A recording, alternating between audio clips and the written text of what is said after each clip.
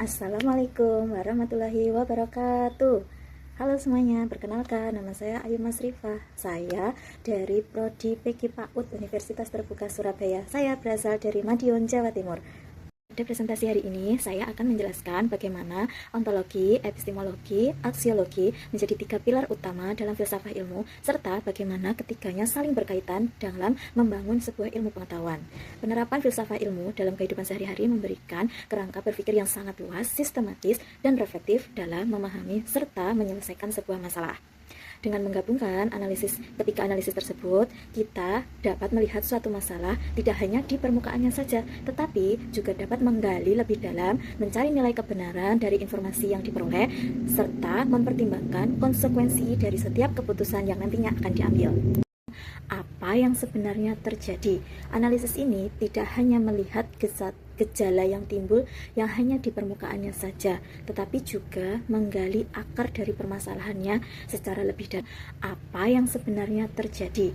Analisis ini tidak hanya melihat gejala yang timbul yang hanya di permukaannya saja, tetapi juga menggali akar dari permasalahannya secara lebih dalam. Apa yang sebenarnya terjadi?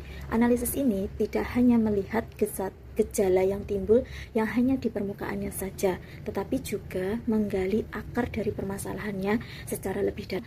Apa yang sebenarnya terjadi? Analisis ini tidak hanya melihat gejala yang timbul yang hanya di permukaannya saja, tetapi juga menggali. Contoh penerapan dari ontologi ini adalah ada anak tidak mau ditinggal oleh orang tuanya ketika di sekolah. Analisisnya, kita tidak hanya berhenti pada kesimpulan anak itu penakut. Sebaliknya, analisis ini mengarahkan pada faktor yang lebih mendasar seperti anak belum mengenal lingkungannya, anak kurang berkomunikasi atau interaksi sosialnya yang kurang, dan dia memerlukan waktu yang lebih lama dari teman-temannya untuk mengenal atau beradaptasi dengan lingkungan yang baru. Dengan demikian, ontologi di sini dapat membantu individu dalam memahami realitas suatu masalah secara lebih utuh dan juga komprehensif. Jadi, ontologi menentukan batasan dan fokus dari suatu ilmu tersebut. Yang kedua adalah epistemologi. Apa itu epistemologi? Epistemologi yaitu membahas bagaimana sebuah ilmu itu diperoleh. Ini mencakup metode, proses berpikir, serta cara menguji kebenaran suatu ilmu tersebut. Pertanyaan utama dalam epistemologi ini adalah bagaimana kita mengetahui sesuatu itu benar. Nah, dalam praktiknya, epistemologi melibatkan metode ilmiah seperti observasi, eksperimen, serta analisis data. Kebenaran dari sebuah ilmu tersebut diuji melalui logika, bukti empiris, serta validasi dari beberapa para ahli. Dengan demikian, epistemologi memastikan bahwa sebuah ilmu pengetahuan yang dihasilkan bersifat sistematis, rasional, dan juga dapat dipertanggungjawabkan. Untuk cakupan dari epistemologis tersebut ada sumber pengetahuan yang ada di dalamnya pengalaman empiris, rasional atau logika, atau kombinasi di antara keduanya. Yang kedua yaitu metode ilmiah atau bersifat observasi, eksperimen, wawancara, dan juga studi literatur. Yang ketiga yaitu uji kebenaran.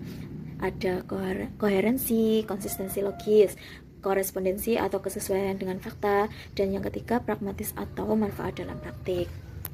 Contoh dalam pembelajaran di PAUD yaitu guru mengamati perilaku anak dan mencatat setiap perkembangan anak, lalu menarik kesimpulan berdasarkan datanya. Dalam hal ini, guru tidak hanya sekedar memberi penilaian langsung terhadap anak, akan tetapi melalui berbagai tahapan, mulai dari guru mengamati perilaku anak setiap harinya, kemudian melakukan observasi dalam mengumpulkan semua data-data anak, kemudian baru guru menarik kesimpulan bagaimana perkembangan serta pertumbuhan dari anak tersebut. Nah, terciptalah penilaian setelah dengan beberapa proses tersebut. Dengan demikian, epistemologi ini memastikan bahwa ilmu tidak diperoleh secara sembarangan, tetapi melalui proses yang sistematis, logis, dan dapat diuji kebenarannya. Yang ketiga, aksiologis. Apa itu aksiologis? Aksiologis membahas nilai, etika, dan tujuan penggunaan dari ilmu pengetahuan tersebut. Pertanyaan utama yang biasa dipakai adalah apa apa manfaat ilmu dan bagaimana seharusnya digunakan.